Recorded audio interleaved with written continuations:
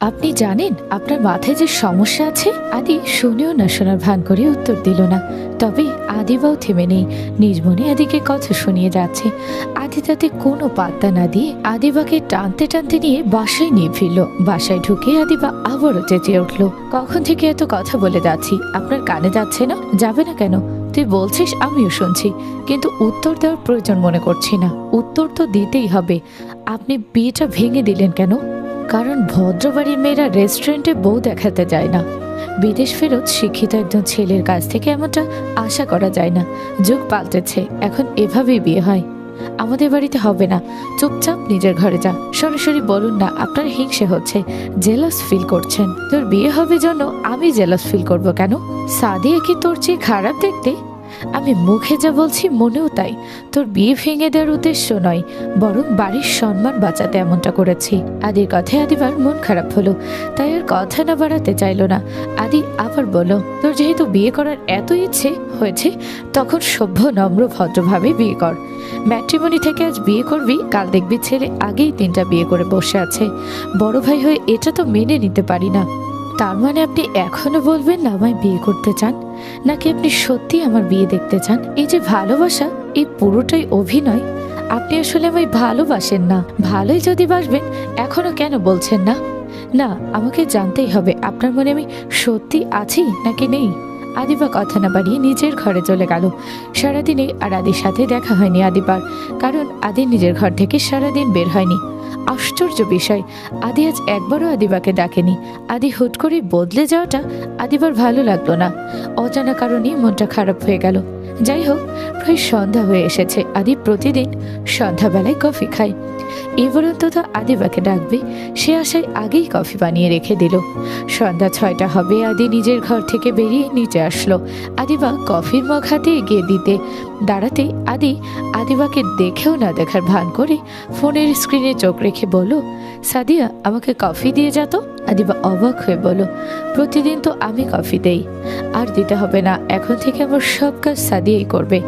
যাই হোক, তোকে একটু পর দেখতে আসবে, রেডি হয়ে নেই। আদিবা অবাক হয়ে প্রশ্ন করলো, দেখতে আসবে মানে? আমার পরিচিত সিনিয়র ভাই পাত্রী খুঁজছে। আমি তোর কথা বলেই বললেন দেখতে আসবেন। আপনি আমতা আমতা করার মানে কি? আপনি সত্যি আমায় বিয়ে দিতে চান?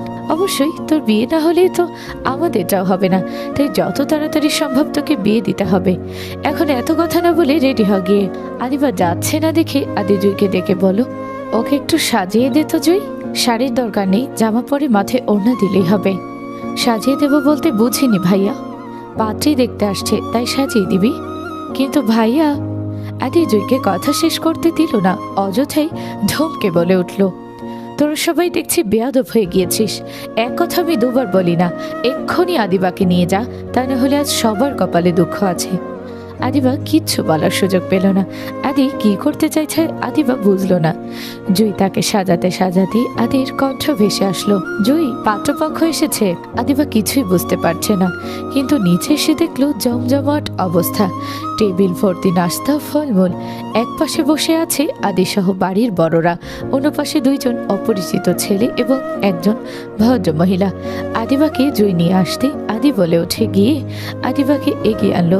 নিজের পাশে সোফায় বসিয়ে বলতে শুরু করলো, নিজের বোন বলে বলছি না। আদিবা যে শুধু দেখতে সুন্দরী তা কিন্তু না, ওর আচার ব্যবহারও খুব ভালো। সারাদিন বকা দিলেও ট্রু শব্দ করে না। রান্না বান্না, বাসার কাজ সব পারে। আদি আজ হঠাৎ আদিবার প্রশংসা করছে, ব্যাপারে কারোরই হজম হলো না। একে অপরের মুখ দেখা দেখি করছিল। ঠিক তখনই আদি বলে উঠল, আশা করছি ওকে আপনাদের ভালো লেগেছে। ভাইয়া, আপনি চাইলে আদিবার সাথে পার্সোনালি কথা বলতে পারেন। বিয়ের আগে দুজনের মাঝে ভালো বন্ডিং হওয়া জরুরি। আদিবা, ওনাকে নিয়ে তোর ঘরে যা। আদিবা একেবারেও কিচ্ছু বলতে পারলো না। আদি জোর করে আদিবাকে উপরে পাঠিয়ে দিল। আদিবা আদির এমন ব্যবহারের কারণ খুঁজে পেল না। আদিকে সে একটু জেলাস ফিল করাতে চেয়েছিল, কিন্তু আদি যে সত্যি সত্যি বিয়ের আয়োজন করে বসবে কে জানতো। আদিবা কিছু বলছে না দেখে পাশের ছেলেটি বলল, আমি আশিক। আপনার কথা আদি যতটা বলেছিল আপনি তার চেয়ে অনেক বেশি সুন্দরী। আমার এই বিয়েতে কোনো অমত নেই। আপনার কি আমাকে পছন্দ হয়েছে? আদিবা উত্তর দিতে পারল না, চোখ জলে ভরে আসলো। আদিবা মাথা নিচু করে জবাব দিল, ক্ষমা করবেন, আমি এই বিয়ে করতে পারবো না। আমি অন্য একজনকে ভালোবাসি। বলেই আদিবা কেঁদে দিল আর দৌড়ে নিজের ঘরে চলে গেল। আদিবার বিয়ে ভেঙে গিয়েছে, পাত্রপক্ষ বলেছে আদিবাকে পছন্দ হয়নি, তবে এর পিছনে যে আদিবার হাত ছিল সেটা বলেনি, কারণ আদিবা পাত্র মানে আশিককে অনুরোধ করেছিল সে যেন সবাইকে বলে আদিবাকে তার পছন্দ হয়নি, সবাইকে তার ভালোবাসার কথা যেন না জানায়। আশিক মানবিক কারণে আদিবার অনুরোধ রেখেছে, সে বিয়ে ভেঙে দিয়েছে কিন্তু কারণ জানায়নি কাউকে। আদিবার বিয়ে ভেঙে গেলেও তার মন বেজায় খারাপ। আদি কি করে তার বিয়ের আয়োজন করতে পারলো? তার মানে সে আদিবাকে সত্যি আর পছন্দ করে না, ভালোবাসে না। সে নিজের মন থেকে আদিবাকে একেবারেই বের করে দিয়েছে। হ্যাঁ, তাই হবে, না হলে আর যাই হোক আদিবাকে সেজে গুজে অন্য ছেলের সামনে বসতে দিত না, মিথ্যে অভিনয়ের জন্য হলেও দিত না। আদি বরাবরই রক্তটা, আদিবার দিকে কেউ তাকাবে সেটা মানতে পারে না, অথচ আজ নিজেই একা ঘরে একটা ছেলের সাথে পাঠিয়ে দিল। আদির হঠাৎ পরিবর্তন আদিবার মনে দাগ কাটল। সেও নিজেকে পরিবর্তন করার সিদ্ধান্ত নিয়েছে। আদির সাথে কথা বলা তো দূর, মুখ দেখা দেখেও বন্ধ করে দিয়েছে।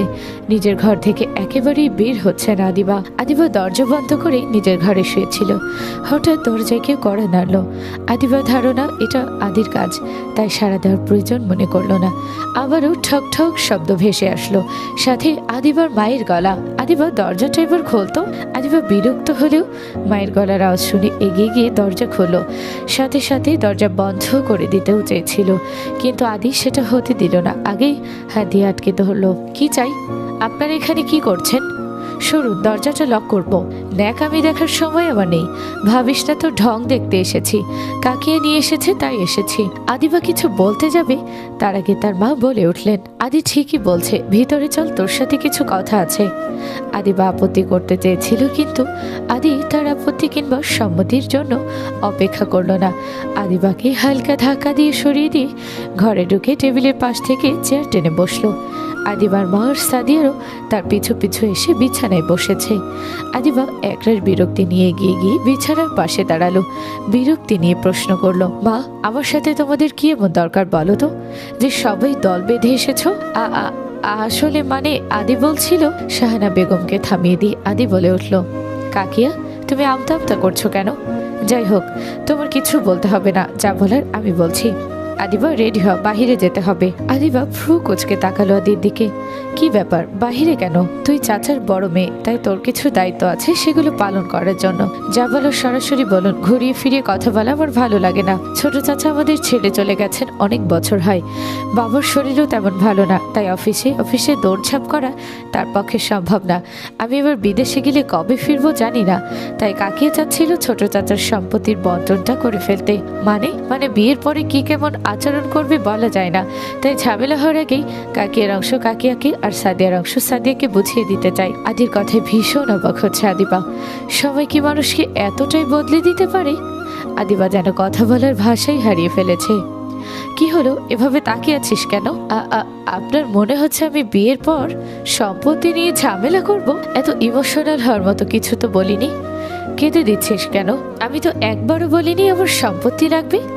আপনাদের যার যা নেওয়া নিয়ে নিন, মুখে মুখে এমন সবাই বলে। যাই হোক, তোকে ঠকানোর কোনো ইচ্ছে আমাদের নেই। রেডি হয়ে নেই, রেজিস্ট্রি অফিসে যেতে হবে, কিছু সই আর ছবি লাগবে। আমার ভাগের দরকার নেই, আপনারা পুরোটাই নিয়ে নিন। তোর ভাগ না লাগলেও তোর বিয়ের জন্য টাকার দরকার, আর টাকার জন্য সম্পত্তি দরকার। তাছাড়া তুই মুখে বললে তোর সম্পত্তি নেওয়া যাবে না। আগে সবার ভাগেরটা সবাই বুঝে পাক, তারপর তোরটা তুই যাকে খুশি দিয়ে দিস। নিচে অপেক্ষা করছি, তাড়াতাড়ি আয়। বলে আদি চলে গেল। আদিবার কিছু বলতে ইচ্ছে করছে না, খুব কান্না পাচ্ছে তার। সে ছল ছল চোখে তাকালো মায়ের দিকে। এসবের কি খুব দরকার ছিল মা? আমাকে এভাবে আলাদা না করলেও পারতে। হতে পারে আমি কম শিক্ষিত, নিজের পায়ে দাঁড়াতে পারবো না, তাই বলে বিয়ের পর সম্পত্তি নিয়ে ঝামেলা করব? আদিবা, এসব আমাদের সিদ্ধান্ত না, আদি চাইছে। আদি আদি আদি সব কিছুতে আদি। আমাদের সব সিদ্ধান্ত ভাইয়া কেন নিবে? কেন মা, তোমরা সবসময় কেন ওই কথাকেই গুরুত্ব দাও? এ বিষয়ে আপত্তি জানানোর সুযোগ আমাদের নেই আদিবা। তোদের নিজের ভাই মানে আমার ছেলে সন্তান নেই, সেই হিসেবে তোর বাবার সম্পত্তির ভাগ পায় আদি। ও যদি ওর ভাগ নিতে চায় আমরা মানা করি কি করে? উনি এতটা নিচে নামতে পারলেন? এতই টাকার প্রয়োজন ওনার? এ নিয়ে কথা বাড়াস না আদিবা। আজ হোক কাল হোক সম্পত্তির ভাগ হবে। এখন তুই আপত্তি করলে তোর চাচা ভাববেন আমরা লোভী। আদির ভাগ দিতে যাচ্ছি না।